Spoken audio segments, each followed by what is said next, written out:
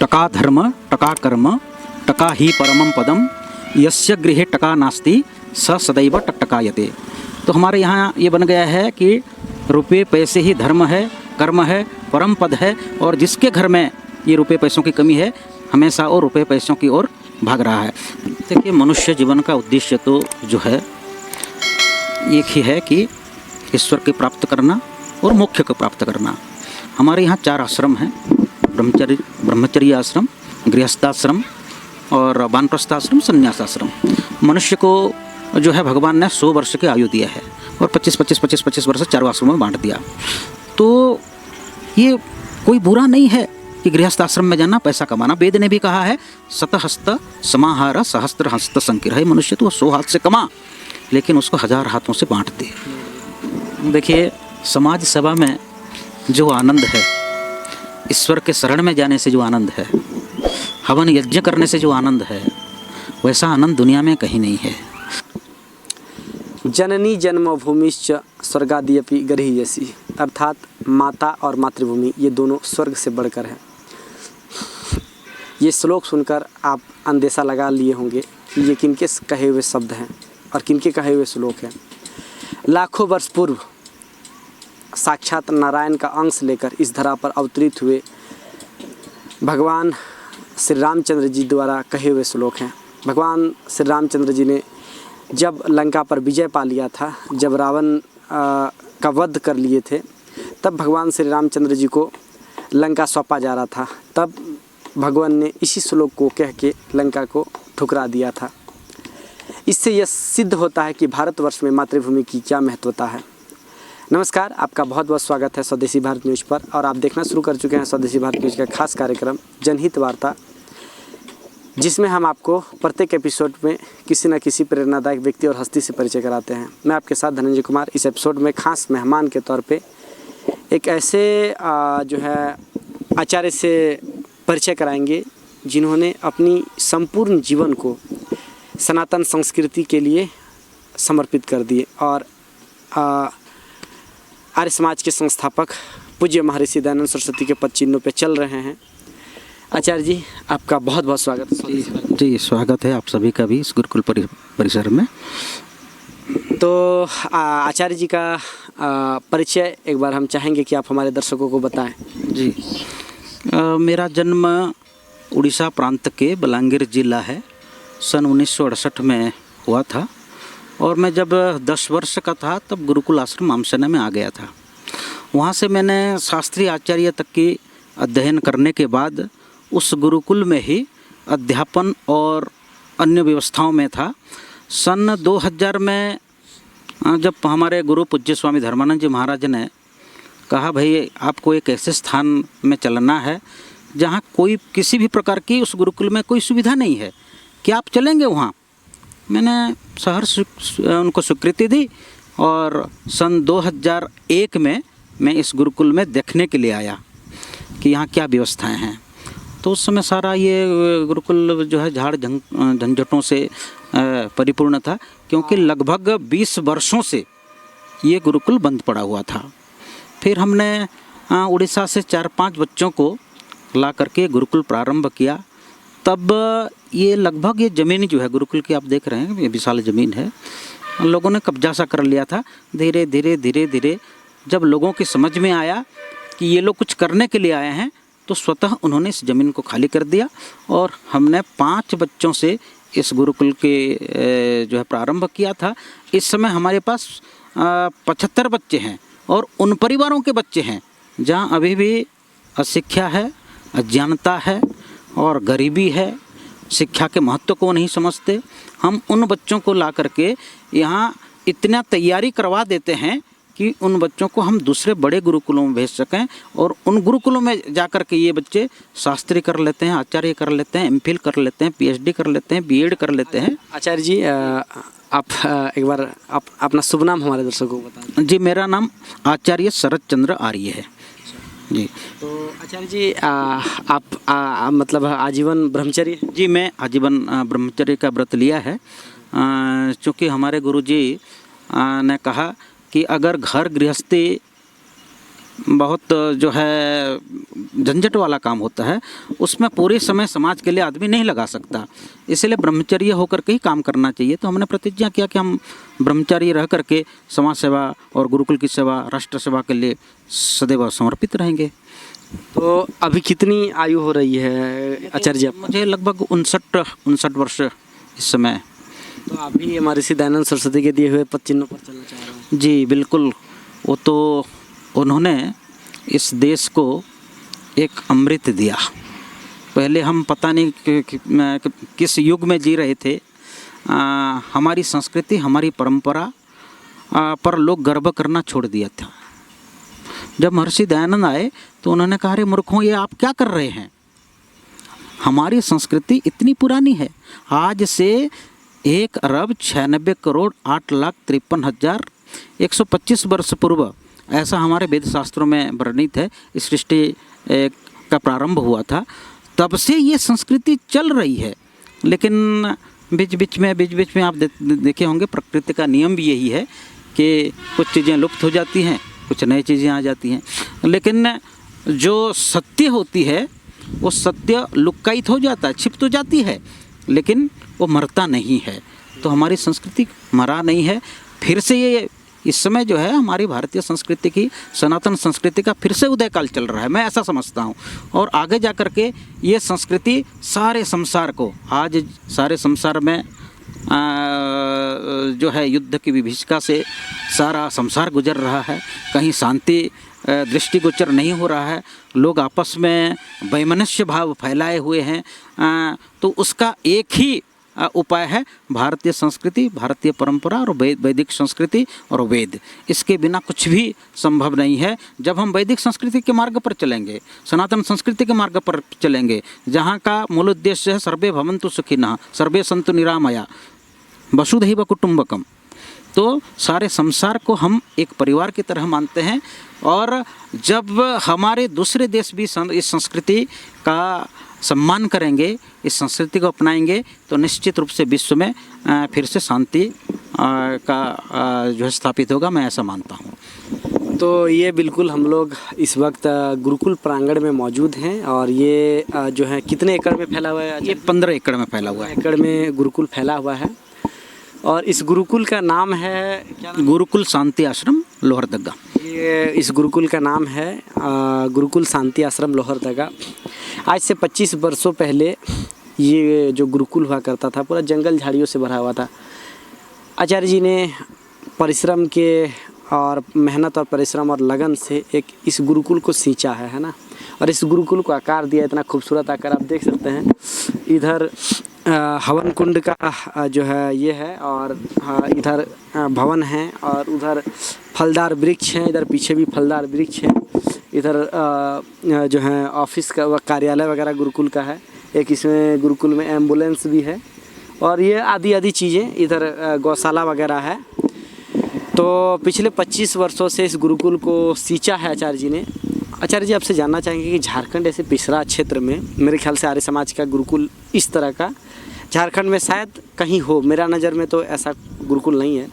तो आपके मन में, आपके जहन में ये ख्याल कैसे आया कि ऐसे जंगली झाड़ी जो है जंगल झाड़ियों वाला क्षेत्र में गुरुकुल का शुरुआत करें, और लोगों जो आने वाला जनरेशन है उन बच्चों में वैदिक ज्ञान को जो है दीप जलाएं? जी, जब हम गुरुकुल आश्रम अमसरा में पढ़ते थे तो हमारे पूज्य गुरुदेव सदा हमें प्रेरित करते थे कि ये मानव जीवन मिला है, पता नहीं अगले बार कौन सा जन्म मिलेगा, उसकी कोई गारंटी नहीं है। तो ये जन्म मिला है तो ऐसा क्यों कुछ करते कि मानव पीड़ित मानवता की सेवा हो सके, हमारी संस्कृति, हमारी परंपरा का फिर से पुनर्जीवित हो सके, और जहाँ जहाँ अशिक्षा है, अविद्या है, जहाँ सेवा करने की ज़रूरत है, वहाँ जाकर के सेवा करो। तो सन 2000 में जब स्वामी जी ने ये गुरुकुल को लिया अपने कंधों पर, तो बहुत से आचार्यों ने मना कर दिया, जी हम तो उस जगह में जा कर के अपनी सेवाएं नहीं दे सकते। फिर मैं आया, देखा यहाँ कुछ भी व्यवस्थाएं नहीं थी, लेकिन ये क्षेत्र मुझे बहुत जंचा।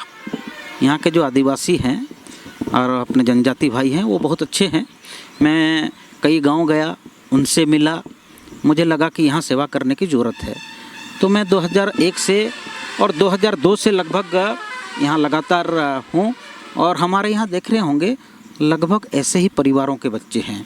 इन बच्चों का हम कुछ उद्धार कर सकें, कुछ कल्याण कर सकें, इनको समाज के मुख्य धारा से जोड़ सकें, इनके जीवन में कुछ नयापन ला सकें, तो मैं समझता हूँ हमारा जो उद्देश्य है वो भी पूरा होगा और मानव जीवन हमने जो एक संकल्प लिया था हमारे संकल्प भी पूरा होगा।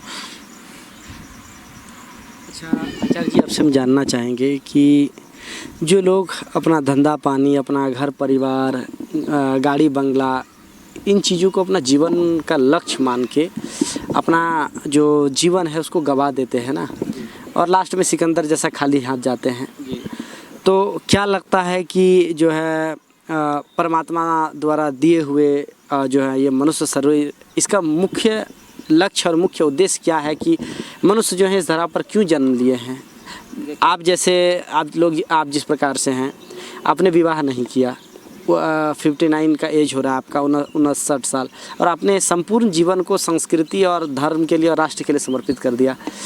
घर परिवार वाला कुछ बोलता होगा, और वैसे लोगों को किस प्रकार से मार्गदर्शन देना चाहेंगे जो पूरा मोह माया में और पूरा जो ये इस धरती का जो क्या बोलते हैं माध्यम है, ये इन चीज़ों को अपना लक्ष्य मान के जो है इसके लिए अपना जी जान लगा। देखिए, मनुष्य जीवन का उद्देश्य तो जो है एक ही है कि ईश्वर को प्राप्त करना और मोक्ष को प्राप्त करना। हमारे यहाँ 4 आश्रम हैं, ब्रह्मचर्य आश्रम, गृहस्थाश्रम और वानप्रस्थाश्रम, संन्यासाश्रम। मनुष्य को जो है भगवान ने 100 वर्ष की आयु दिया है और 25 वर्ष चारों आश्रमों में बांट दिया। तो ये कोई बुरा नहीं है कि गृहस्थ आश्रम में जाना, पैसा कमाना। वेद ने भी कहा है शतहस्त समाहार सहस्त्र हस्त संकिर। मनुष्य तो 100 हाथ से कमा, लेकिन उसको 1000 हाथों से बांट दे। हम क्या करते हैं, धन जोड़ने के लिए जो अनेक प्रकार के पाप कर्म कर लेते हैं, वो बुरा है। धन कमाना कोई बुरा नहीं है, धन भी कमाओ और समाज को बांटो। समाज में बांटो जहाँ अविद्या है, जहाँ अशिक्षा है। हमारे बहुत से मैं देखा हूँ गांव में, हमारे जो है समाज के बड़ी हमारी बेटियों की शादी नहीं हो सक रहा है धन के अभाव में। बहुत से हमारे बच्चे जो है शिक्षा ग्रहण नहीं कर पा रहे हैं। यहाँ से पढ़ा, उसके पास पैसे नहीं हैं, वो शहर में आकर के पढ़ नहीं सकता, गांव में तो थोड़े से पढ़ लेता है, और गांव की शिक्षा भी ऐसे ही आधा अधूरा है। तो मनुष्य का उद्देश्य ये होना चाहिए कि मानवता का बाद का अर्थ है मनुष्य को पहचाने। मनुष्य के यही गुण है कि जो भी मनुष्य के पास कोई कमी है तो हम धन कमाएं और अपने भाइयों को उसी तरह से शिक्षा के क्षेत्र में, स्वास्थ्य के क्षेत्र में और दूसरे क्षेत्रों में उनको आगे बढ़ने का जो है हम लोग प्रेरित करें, उनको सहयोग करें, उनका मार्गदर्शन करें। तो निश्चित रूप से मनुष्य जन्म जो है ये दुर्लभ मनुष्य जन्म कहते हैं, ये परिपूर्ण होगा। अन्यथा हमारे ऐसे ही यहाँ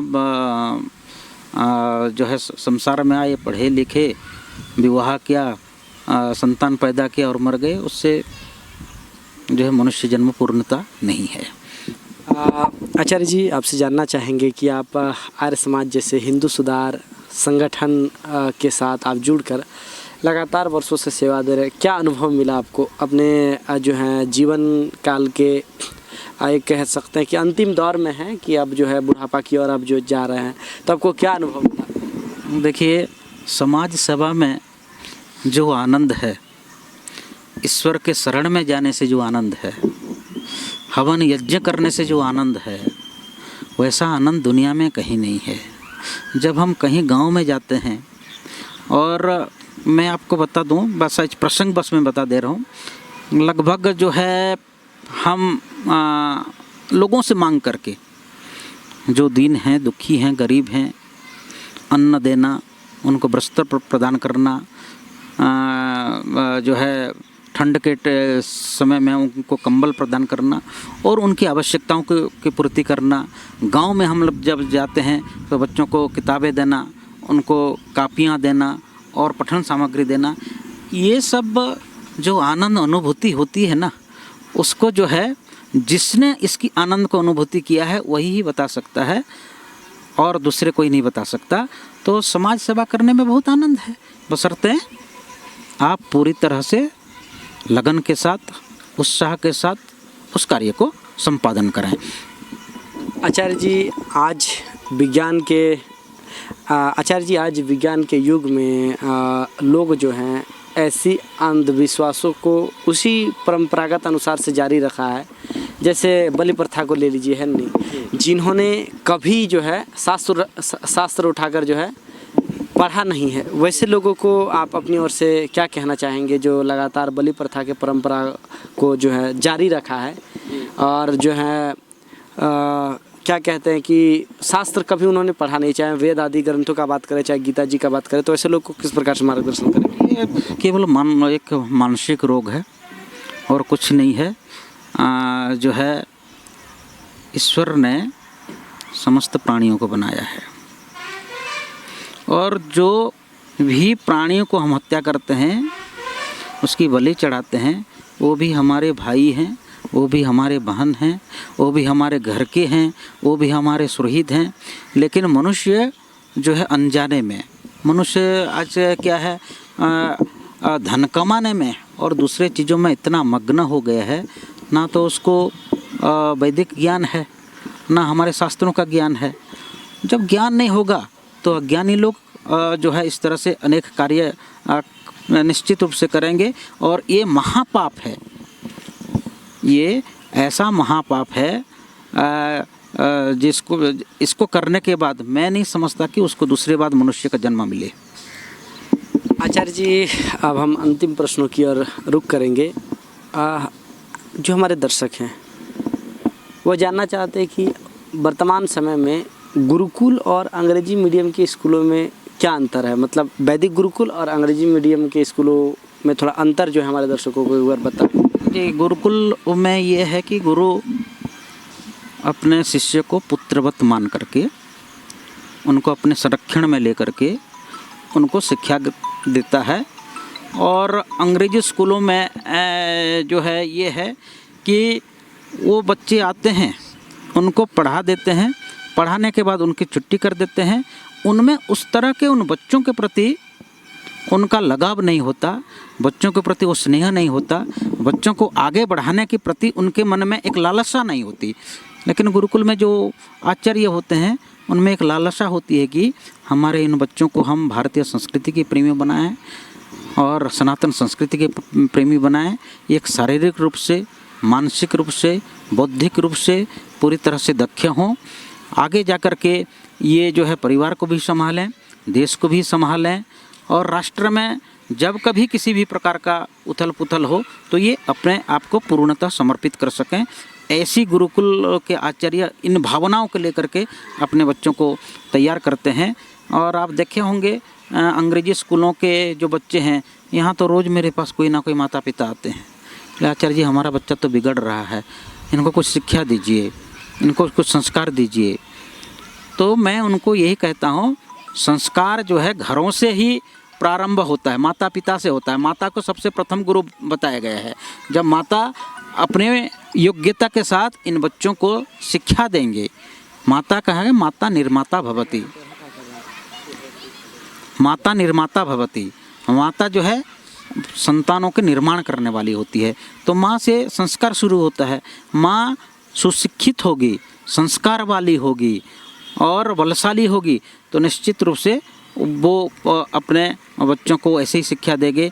आप जानते होंगे कि जो है वीर शिवाजी के माता ने जो है हमेशा शिवाजी को तैयार करने के लिए बड़े बड़े महापुरुषों की जीवनी उनको सुनाती थी और ऐसी शिक्षा देती थी जो वीर शिवाजी जैसे महापुरुष, हिंदू धर्म के रक्षक, सनातन संस्कृति के रक्षक हमें मिले।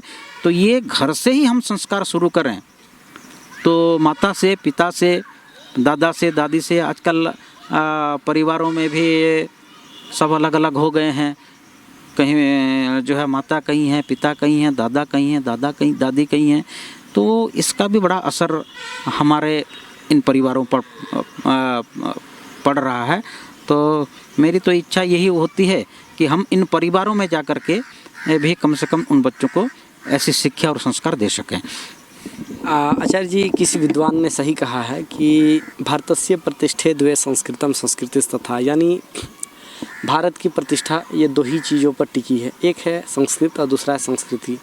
लेकिन वर्तमान समय की स्थिति बहुत ही दुखद है। 100 करोड़ हिंदुओं की जनसंख्या होगी इस देश में, लेकिन शायद हमें नहीं लगता है कि 10% जो सनातनी हैं उन्हें अपनी संस्कृति का ज्ञान होगा, अपने शास्त्रों का ज्ञान होगा। इस पर आप क्या कहेंगे? जी बिल्कुल, आप सही कह रहे हैं कि संस्कृत भाषा के छोड़ने से हम संस्कृति से विमुख हो रहे हैं। संस्कृत और संस्कृति दोनों में बिल्कुल समानता है। जब तक हम संस्कृत भाषा को नहीं पढ़ेंगे, अपनी संस्कृति को हम नहीं जान सकते। आप देखिए, रामायण संस्कृत में, महाभारत संस्कृत में, गीता संस्कृत में, हमारे वेद संस्कृत में, हमारे दर्शन शास्त्र संस्कृत में, हमारे जितने आयुर्वेद शास्त्र संस्कृत में, जितने भी हमारे पुरातन जो हमें ज्ञान देने वाले हैं वो सारे संस्कृत भाषा में हैं। लेकिन हमने तो संस्कृत भाषा को ही अवहेलित कर दिया और उसका दुष्परिणाम आप देख रहे हैं। आज भारत की जो स्थिति बनी है, सनातन संस्कृति की जो स्थिति बनी है, इस संस्कृत भाषा के छोड़ने से ही है। और आपने जैसा कहा कि भारतस्य प्रतिष्ठा द्वे संस्कृतम संस्कृतिस्तथा, ये निश्चित रूप से संस्कृत भाषा के छोड़ने से ही हम अपनी संस्कृति से विमुख हो रहे हैं।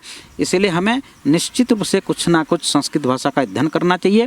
हम रामायण का अध्ययन करना चाहिए, महाभारत का अध्ययन करना चाहिए, गीता का अध्ययन करना चाहिए, अपने आयुर्वेद शास्त्रों का अध्ययन करना चाहिए और वेदों का अध्ययन करना चाहिए, उपनिषदों का अध्ययन करना चाहिए। जब तक हम इन शास्त्रों का अध्ययन नहीं करेंगे, निश्चित रूप से आज की जो स्थिति है, मैं तो कभी कभी सोचता हूँ तो मेरे भी सारे शरीर सिहर जाते हैं कि हमारी संस्कृति का होगा क्या।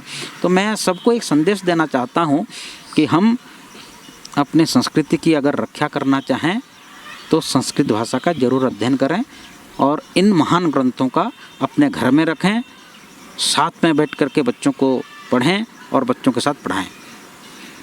अब अंतिम प्रश्न आचार्य जी, जो युवा वर्ग है ना, उन युवाओं को आप अपनी ओर से क्या संदेश देंगे? क्योंकि शायद ये लोग अपनी शक्ति से अपरिचित है। एक युवा थे अभिमन्यु, जो आप जानते हैं कि जो है 16 साल की अवस्था में किस प्रकार से महाभारत के युद्ध में लड़े थे। एक युवा थे जो है खुदीराम बोस, जो हाथ में भगवद गीता लेकर अपनी मातृभूमि के लिए अपना सर्वस्व बलिदान कर दी। एक युवा थे भगत सिंह, 23 वर्ष की उम्र में फांसी का फंदा को चूम के जो है माने मातृभूमि के लिए समर्पित हो गए।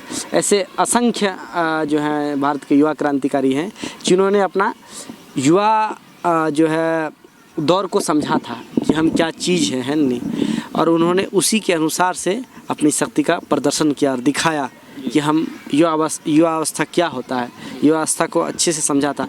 तो वैसे में जो आज के युवा हैं, जो भोग विलास में और बहुत ज़्यादा मोह माया में लीन है, वैसे युवाओं का किस प्रकार से मार्गदर्शन करेंगे? क्योंकि क्या इन लोगों का ये कर्तव्य नहीं है कि मातृभूमि के लिए, राष्ट्र के लिए कुछ सोचे, कुछ करे, जो वर्तमान समय में जो दुर्लभ स्थिति है? जी जी जी जी बिल्कुल।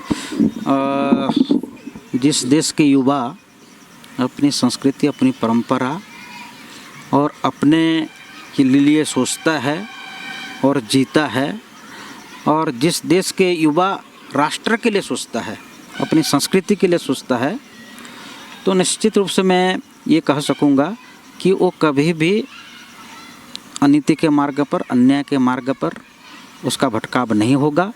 आज सबसे बड़ी समस्या है कि आज हम अपनी संस्कृति को नहीं समझ पा रहे हैं, अपने परंपराओं को नहीं समझ पा रहे हैं। यही कारण है कि आज युवा में भटकाव है। आज जो है हर युवा सोचता है मैं ज़्यादा से का धर्म टका कर्म टका ही परमम पदम यस्य गृहे टका नास्ति स सदैव टकटकायते।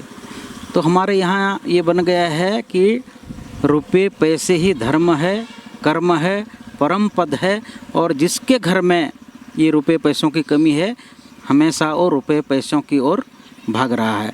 तो निश्चित रूप से धन कमाना कोई बुरा नहीं है। धर्म मार्ग पर चल करके आप धन कमाएंगे तो मैं तो ये अनुभव किया हूँ कि वो व्यक्ति जो है बीमार भी नहीं पड़ेगा, बीमार कम पड़ेगा।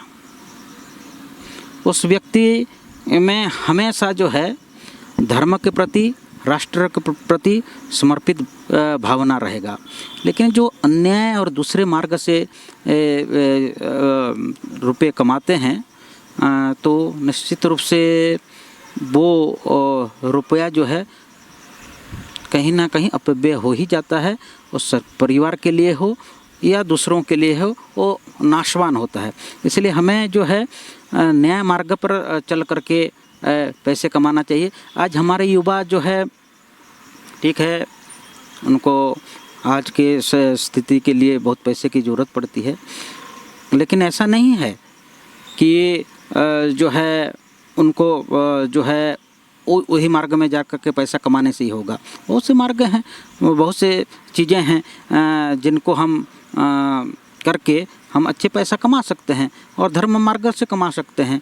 तो मैं युवाओं को यही कहूँगा कि माँ भारती आपको पुकार पुकार के कह रही है, आप मुझे संभालो।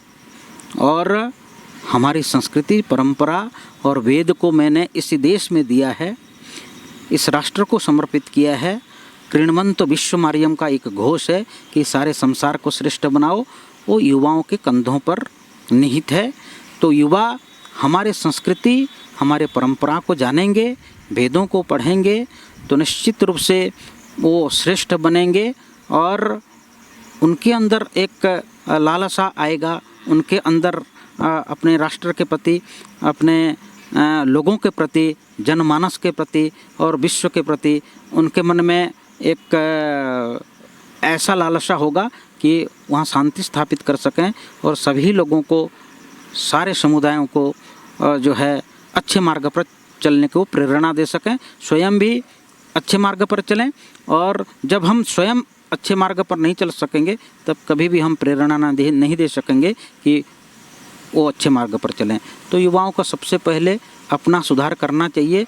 जब हम अपना सुधार कर लेंगे तो निश्चित रूप से हम संसार का सुधार कर सकते हैं। मैं युवाओं से तो यही कहूँगा कि आप आगे आएँ और माँ भारती को ज़रूर संभालें। आपके मुख से इस प्रकार की वाक्यों को सुन के हम लोग भी धन्य हुए, हमारे दर्शक तो धन्य हुए। लेकिन आचार्य जी, जो हमारे दर्शक हैं, जो अभी तक आपको देख रहे थे, अब अंत में उन लोगों के लिए आपकी ओर से क्या संदेश रहेगा जो स्वदेशी भारत न्यूज़ के दर्शक हैं, जो अभी तक आपको देख रहे थे? जी, मैं आप सभी से करबद्ध प्रार्थना करूंगा कि आप सब मिल कर के संगच्छध्वम संगदध्वम संभो मनान से जानताम, कि आप इकट्ठे हों, सारे अच्छे कार्यों के लिए इकट्ठे हों। ये ऋग्वेद का संगठन सूक्त है, संगच्छध्वम संगदध्वम संभो मनान से जानताम, कि आप अच्छे कार्यों के लिए सब इकट्ठे हों और इकट्ठे हो करके अपने परिवार को और राष्ट्र को आप संभालें। आप सबका बहुत बहुत धन्यवाद।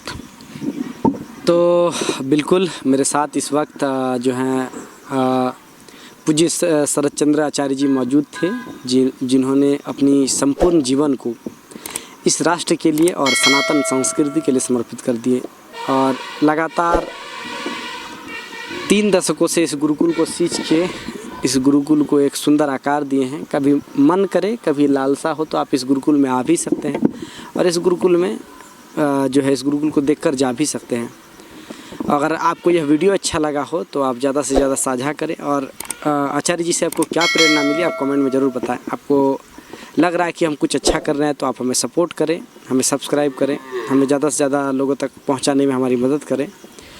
और आगे किस प्रकार के लोगों का आप लोग इंटरव्यू चाहते हैं आप ज़रूर कमेंट में बताएं। हम आपसे मिलेंगे जल्द ही जनहित वार्ता के अगले एपिसोड में और कोई प्रेरणादायक व्यक्ति और हस्ती के साथ। तब तक के लिए बने रहिए स्वदेशी भारत न्यूज़ पर। मैं आपके साथ धनंजय कुमार अब विदा लेता हूँ। बहुत बहुत धन्यवाद। जय हिंद, वंदे मातरम।